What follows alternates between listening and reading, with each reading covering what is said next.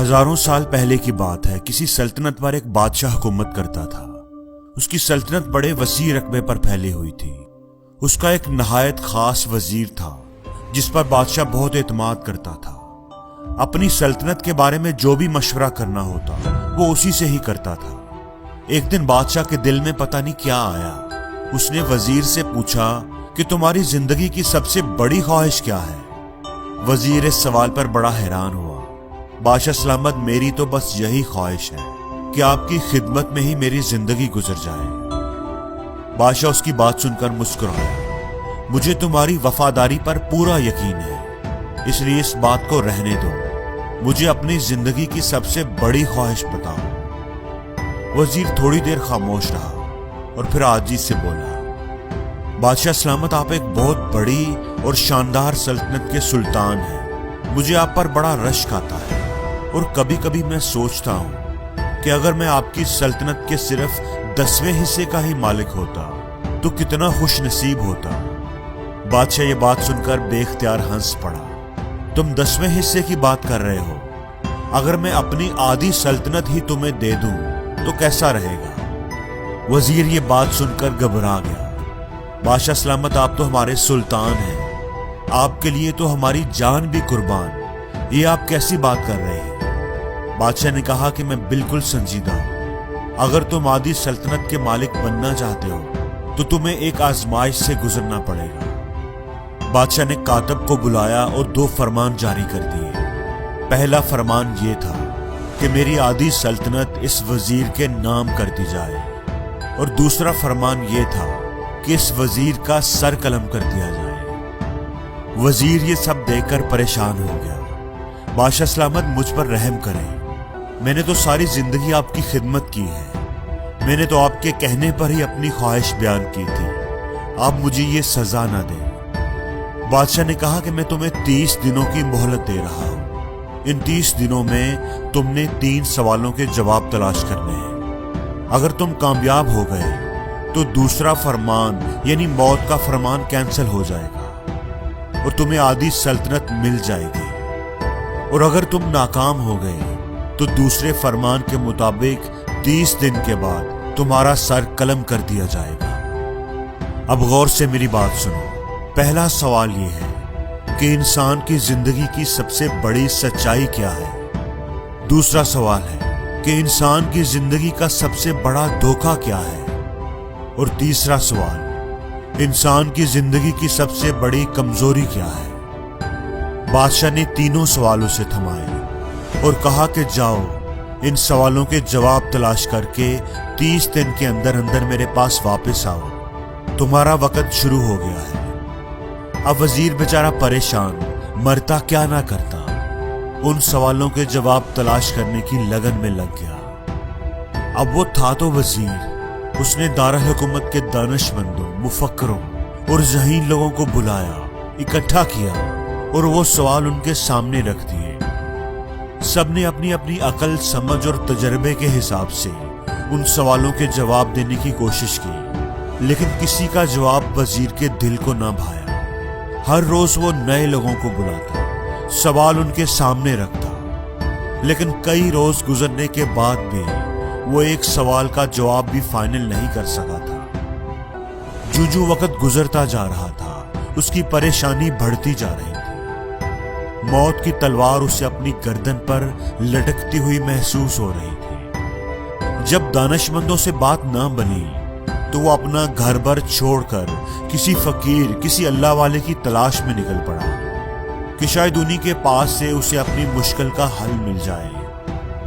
کئی دنوں تک وہ جنگلوں اور پہاڑوں کی خاک چھانتا رہا، وادیوں میں گھومتا رہا۔ جہاں کہیں بھی اسے کسی بزرگ، کسی نیک آدمی کا پتہ چلتا، وہ اس کے پاس پہنچ جاتا، لیکن کوئی بھی اس کی مدد نہ کر سکا۔ دن رات سفر کر کر کے اس کی حالت خراب ہو چکی تھی، اسے اپنی وزارت بھول چکی تھی، اس کے جوتے پھٹ گئے تھے، اس کے پاؤں میں چھالے پڑ گئے تھے، داڑھی بڑھ گئی تھی، بال بے ترتیب ہو گئے تھے۔ اب وہ کہیں سے بھی وزیر نہیں لگتا تھا۔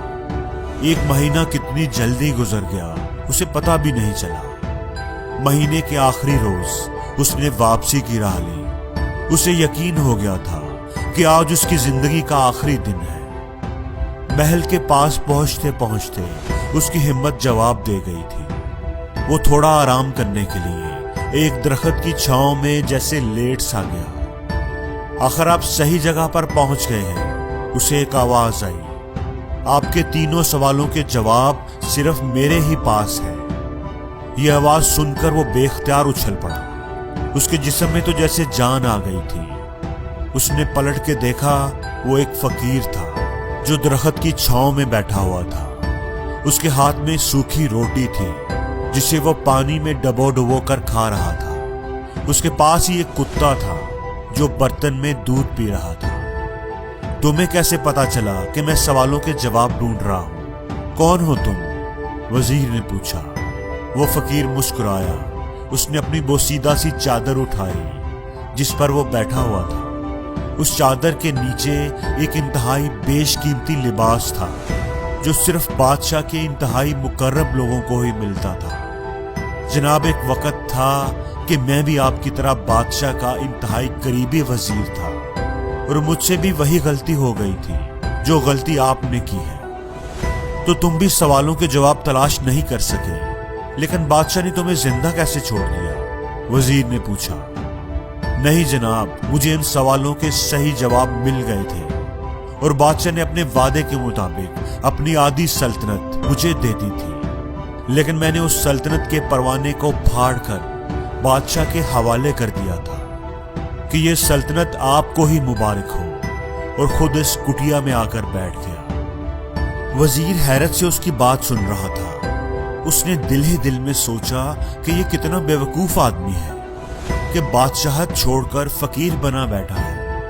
لیکن یہ وقت اس کی حماقت پر افسوس کرنے کا نہیں تھا، بلکہ اپنی جان بچانے کا تھا۔ وہ اس فقیر کے قدموں میں گر کر گڑ گڑانے لگا، مہربانی کر کے میری زندگی بچا لو، مجھے ان سوالوں کے جواب دے دو۔ فقیر نے کہا کہ میں تمہاری مدد کرتا ہوں، پہلے 2 سوالوں کے جواب میں تمہیں مفت میں دے دیتا ہوں، لیکن تیسرے جواب کے لیے تمہیں قیمت ادا کرنی پڑے گی۔ میں اپنی جان بچانے کے لیے ہر قیمت ادا کرنے کو تیار ہوں۔ وزیر فوراً بولا۔ فقیر نے کہا کہ پہلے سوال کا جواب سنو۔ زندگی کی سب سے بڑی سچائی موت ہے۔ ہر کسی کو اس کا سامنا کرنا ہی پڑتا ہے، کوئی چاہے کتنا بھی طاقتور، امیر یا اثر و رسوخ والا کیوں نہ ہو، وہ اس سچائی سے نہیں بچ سکتا۔ اور دوسرے سوال کا جواب یہ ہے کہ انسان کی زندگی کا سب سے بڑا دھوکہ زندگی ہے۔ ہم میں سے ہر کوئی ہی زندگی کو دائمی سمجھ کر اس کے دھوکے میں آ جاتا ہے۔ وہ دونوں ہی جواب وزیر کو صحیح لگے تھے۔ فقیر کی باتوں میں سچائی تھی، ان کو جھٹلایا نہیں جا سکتا تھا۔ اچھا، تو تیسرے سوال کے لیے تمہاری کیا شرط ہے؟ وزیر نے آہستہ آواز میں پوچھا۔ فقیر نے مسکراتے ہوئے کتے کے سامنے سے دودھ کا برتن اٹھایا اور وزیر کے سامنے رکھ دیا۔ تیسرے سوال کا جواب حاصل کرنے کے لیے تمہیں کتے کا بچا ہوا یہ دودھ پینا پڑے گا۔ وزیر کے ماتھے پر پسینہ آ گیا۔ اسے اس بات کی توقع نہیں تھی۔ کتے کا بچا ہوا دودھ بھلا کوئی کیسے پی سکتا ہے؟ اس نے نفرت سے دودھ کی طرف دیکھا اور پیچھے ہٹ گیا۔ فقیر اس کی حالت دیکھ کر مسکرانے لگا۔ تمہارے پاس اب 2 ہی راستے ہیں۔ وہ سامنے محل کا دروازہ تمہاری موت کا دروازہ ہے۔ جاؤ اور شاہی جلاد تمہارا سر تن سے جدا کر دے گا، لیکن اگر تم ابھی جینا چاہتے ہو اور آدھی سلطنت کے مالک بھی بننا چاہتے ہو تو پھر تمہیں یہ دودھ پینا ہی پڑے گا۔ فیصلہ اب تمہارے ہاتھ میں ہے۔ وزیر سوچ میں پڑ گیا۔ ایک طرف اس کی جان اور آدھی سلطنت تھی، اور دوسری طرف عزت نفس کی قربانی تھی۔ کتے کا بچا ہوا دودھ تھا۔ دونوں ہی کام بڑے مشکل تھے۔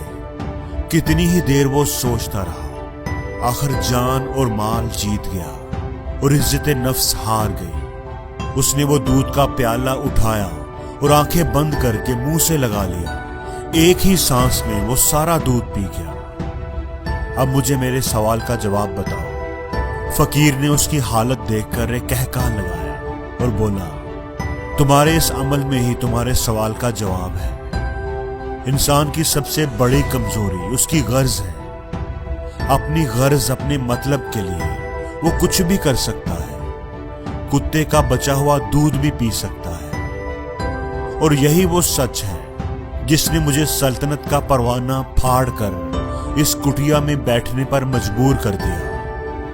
میں جان گیا تھا کہ جو میں موت کو فراموش کرتا جاؤں گا اور زندگی کے دھوکے میں آتا جاؤں گا، اتنا ہی میں غرض کی دلدل میں دھنستا چلا جاؤں گا، اور مجھے روز اس دلدل میں سانس لینے کے لیے غرض کا غلیظ دودھ پینا پڑے گا۔ تم بھی اگر زندگی کی ان تلخ حقیقتوں کو جان لو گے تو تمہاری زندگی بھی اچھی گزرے گی۔ وزیر شرمندگی کی حالت میں فقیر کی کٹیا سے باہر نکل آیا اور بادشاہ کے محل کی طرف چل پڑا۔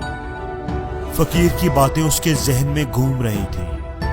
اپنی عزت نفس کی قربانی دے کر اسے اپنے گھٹیا پن کا احساس ہو رہا تھا۔ اسے لگتا تھا کہ اس نے کوئی بہت بڑا جرم کیا ہے۔ اسے اپنی ذات سے نفرت محسوس ہو رہی تھی۔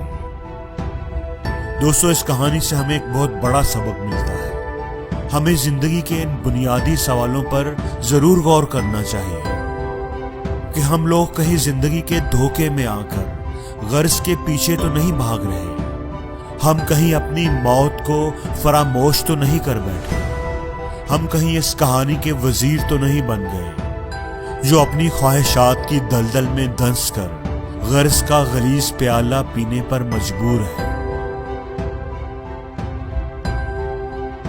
اور زندگی میں ہر روز کچھ نیا سیکھو، نیا سوچو، نیا کرو، لرن کرو۔